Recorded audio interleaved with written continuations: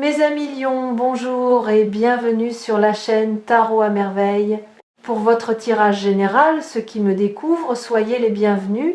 J'espère que vous allez bien. Allez, c'est parti. Il existe une carte de votre vie. Pas une carte que quelqu'un a dessinée pour vous. Une carte que vous dessinez vous-même, jour après jour, sans le savoir. Chaque décision est un trait. Chaque rencontre est un point. Chaque épreuve est un relief. Et cette carte, si vous pouviez la voir d'en haut, si vous pouviez prendre suffisamment de recul pour embrasser l'ensemble au lieu de fixer le détail du jour, cette carte révélerait quelque chose de stupéfiant, un motif, un dessin cohérent, une direction que vous suivez depuis le début sans jamais l'avoir choisie consciemment. Aujourd'hui, le destin vous tend cette vue d'en haut.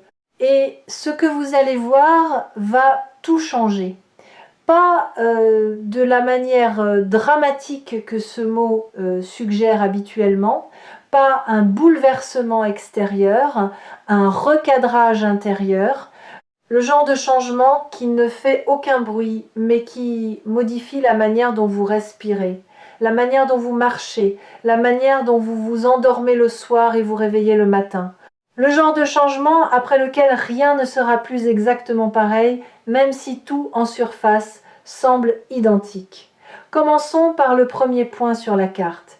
Il se situe dans votre passé lointain, un moment que vous considérez probablement comme banal ou malheureux, un moment dont vous ne parlez jamais parce qu'il vous semble insignifiant ou parce qu'il vous fait encore mal.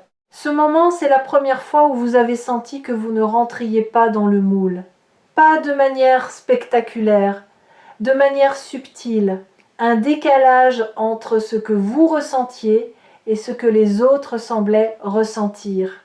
Un écart entre votre perception du monde et celle qui était considérée comme normale.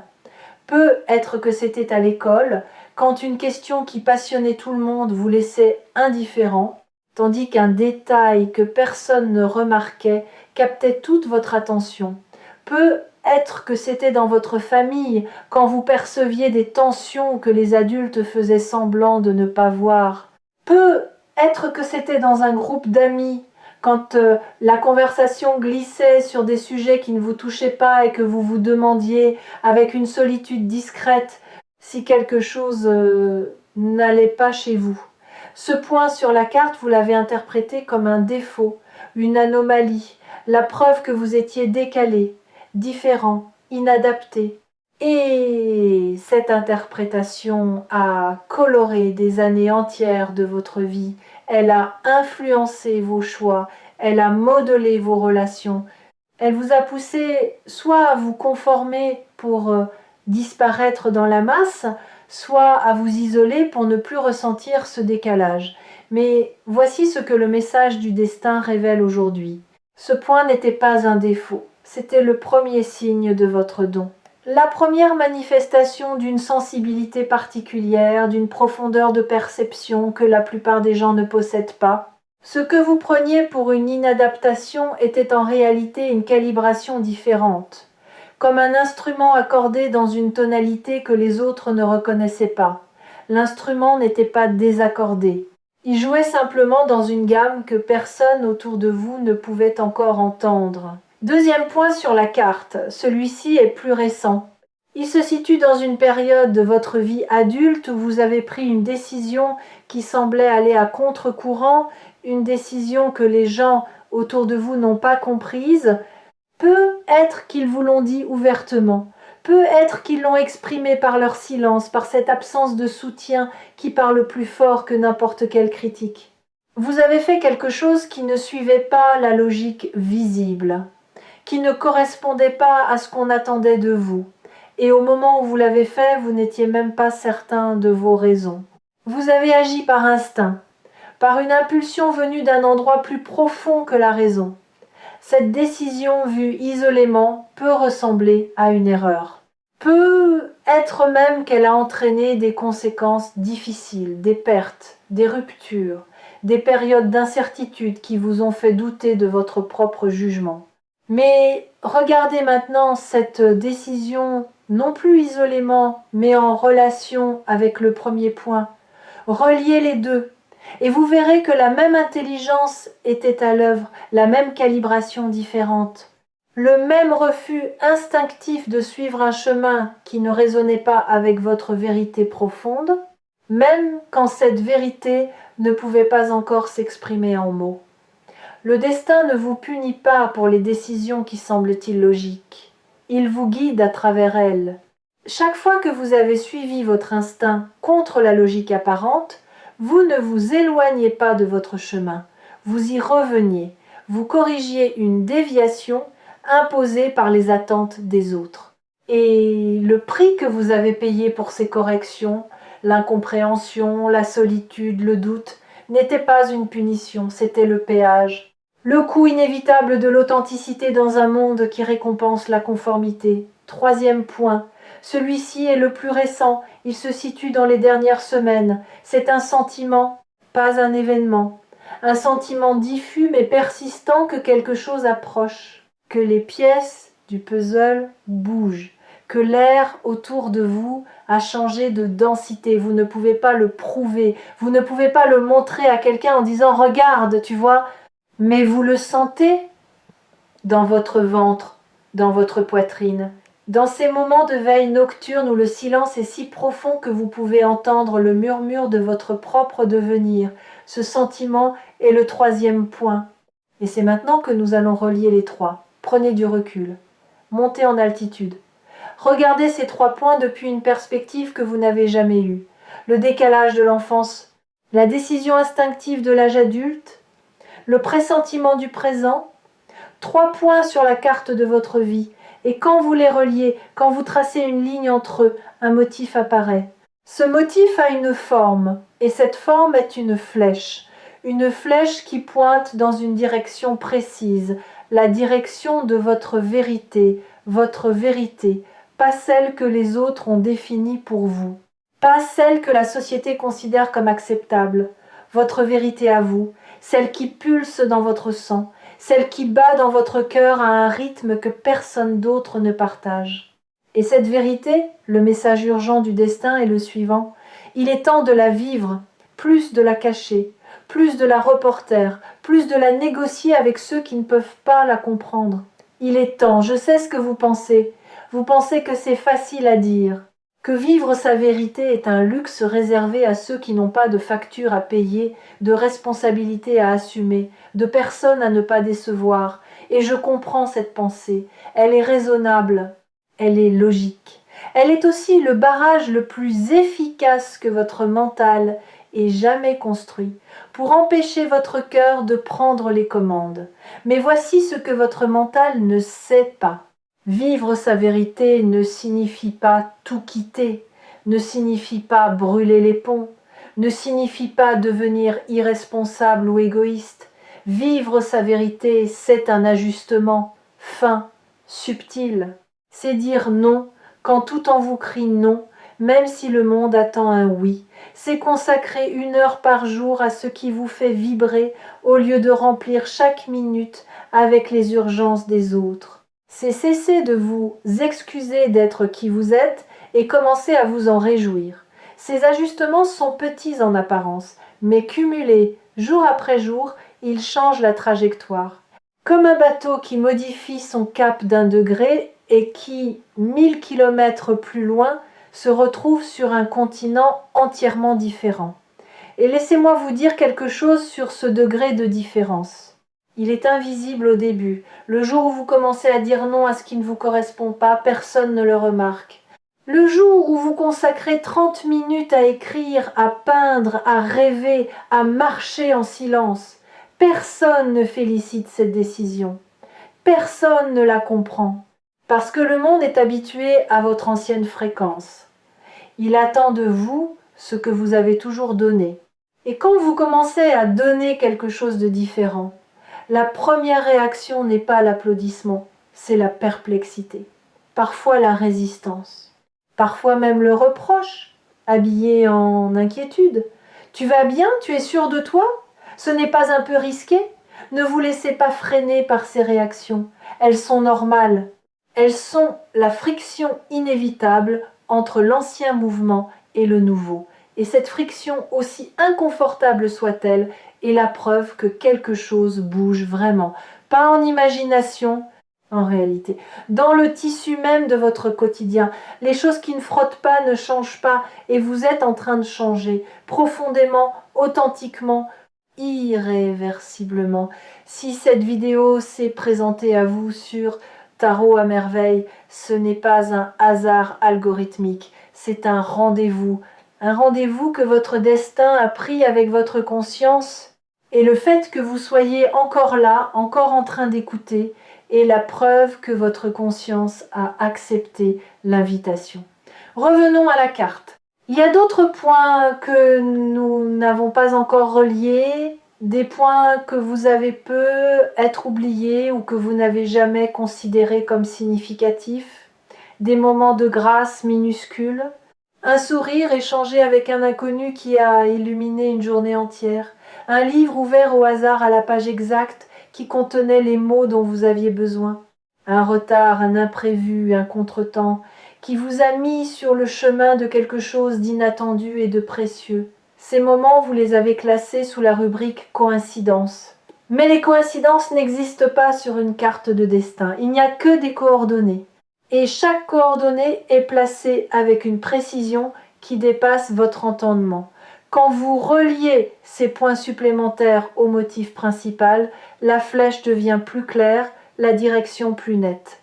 Et vous commencez à voir que votre vie, malgré ses apparences chaotiques, malgré ses détours et ses impasses, suit un courant souterrain d'une cohérence remarquable. Tout ce qui vous est arrivé vous a préparé. Pour ce qui arrive maintenant, chaque épreuve a renforcé un muscle dont vous aurez besoin. Chaque perte a créé un espace qui sera rempli. Chaque silence a aiguisé une écoute qui percevra ce que les autres ne pourront pas entendre. Parlons maintenant de ce que cette vérité implique concrètement. Car la vérité sans incarnation reste un concept. Un beau concept, certes, mais un concept inopérant. La vérité doit descendre du ciel des idées jusque dans la terre du quotidien pour devenir transformatrice. Concrètement, voici ce qui va se passer. Vous allez commencer à sentir une intolérance nouvelle, pas de l'agressivité, une intolérance douce mais ferme envers tout ce qui sonne faux dans votre vie.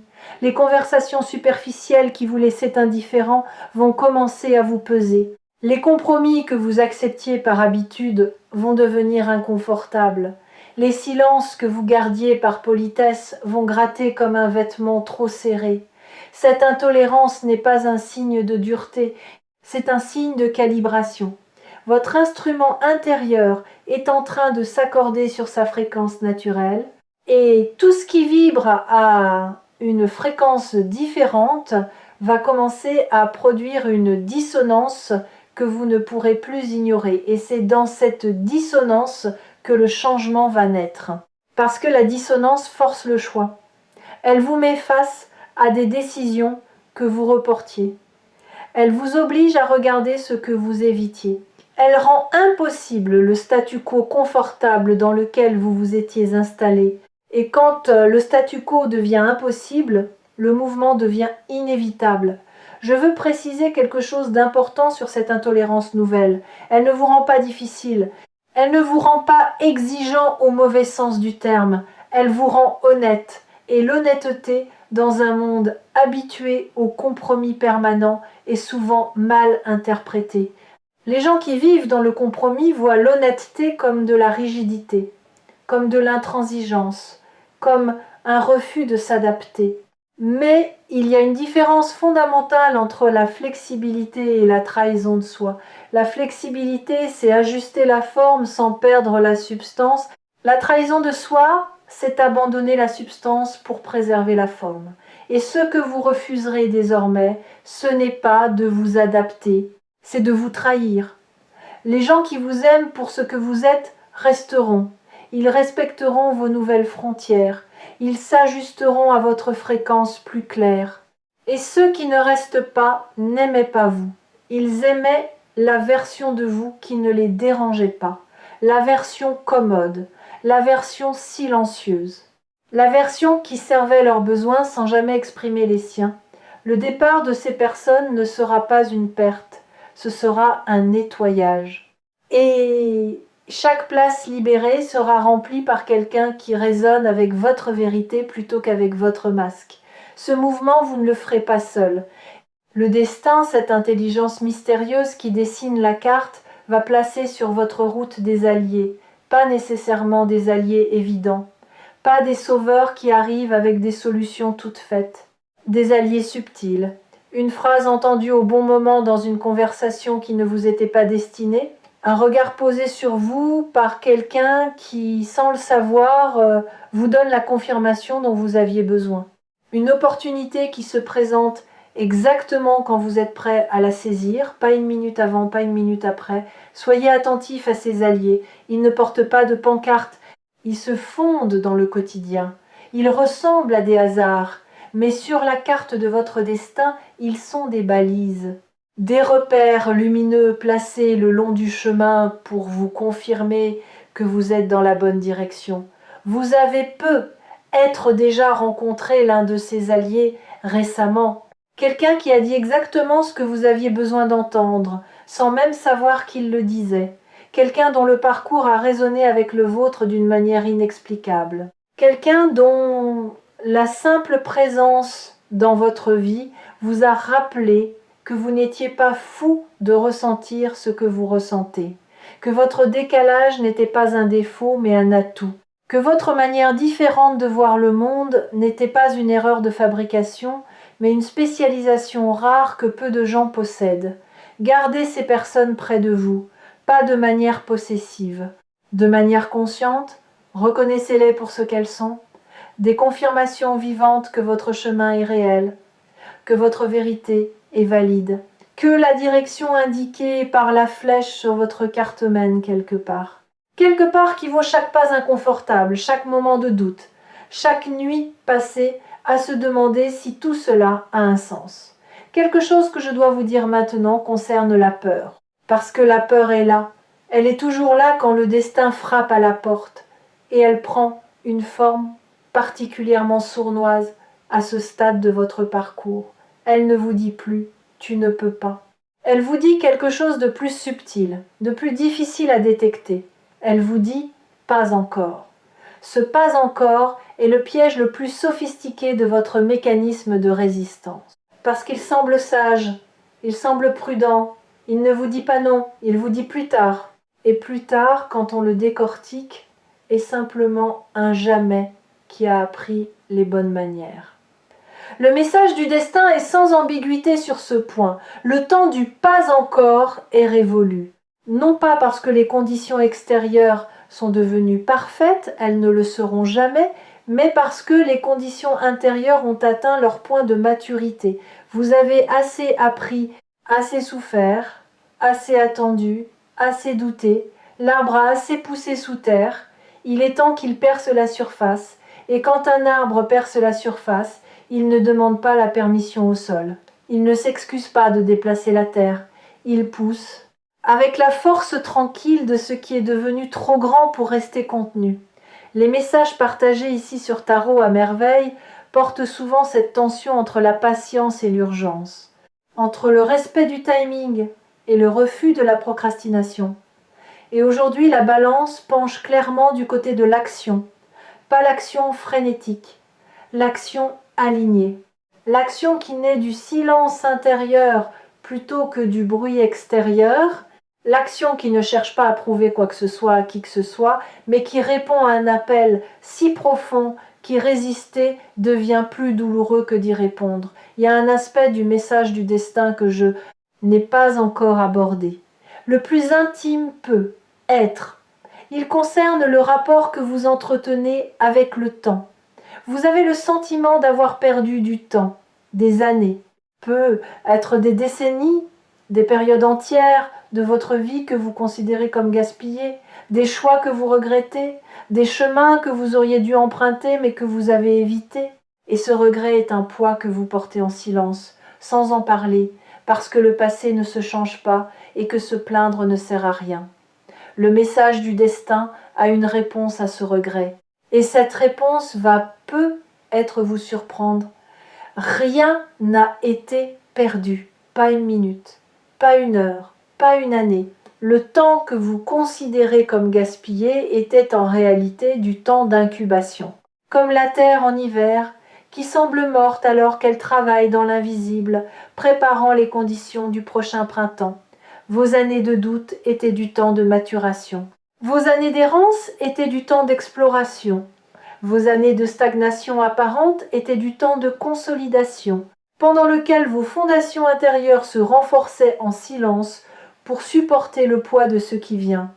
Il y a une image que j'aimerais partager avec vous. Imaginez un archer qui bande son arc. Plus il tire la corde vers l'arrière, plus la tension est forte, plus l'attente est longue, plus le bras tremble. Et pour un observateur qui ne comprendrait pas le tir à l'arc, ce mouvement vers l'arrière ressemblerait à un recul, à une régression. Pourquoi recules-tu alors que ta cible est devant? Mais l'archer sait. Il sait que l'attention est nécessaire, que le recul apparent est la condition de la propulsion, que plus la corde est tirée, plus la flèche ira loin. Vos années de tension, vos années de recul apparent étaient la corde qui se tendait, et le moment de la libération approche. La flèche va partir, et elle ira exactement là où elle doit aller. Pas où vous l'aviez planifié, où votre destin l'a visé, rien n'est perdu, tout est investi, et le retour sur investissement arrive maintenant, pas sous la forme que vous attendiez, sous une forme meilleure, plus adaptée, plus juste, plus profondément alignée avec la personne que toutes ces années ont façonnée. Regardez votre carte une dernière fois, voyez tous les points, tous les traits, tous les reliefs, les montagnes que vous avez escaladées, les vallées que vous avez traversées, les rivières que vous avez remontées à contre-courant, et voyez la flèche, la direction, ce vers quoi tout converge.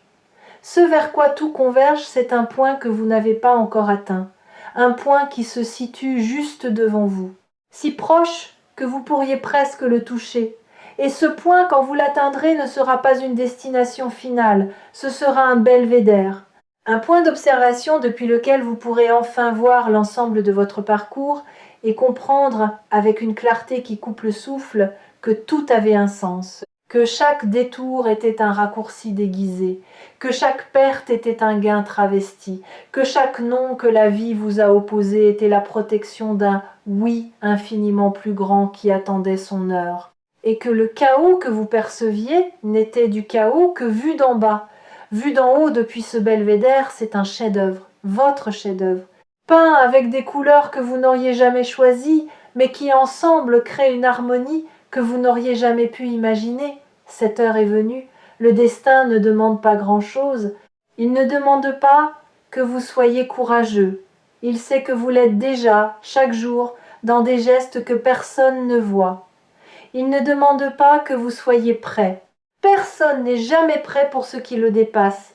Il demande simplement que vous soyez disponible, que vous disiez, avec la voix tremblante de celui qui ne comprend pas tout, mais qui fait confiance quand même, « D'accord, j'écoute, je suis là, montre-moi. » Et le destin montrera, pas avec des feux d'artifice, avec des évidences si simples, si lumineuses, si indiscutablement vraies que vous vous demanderez comment vous avez pu les manquer pendant toutes ces années.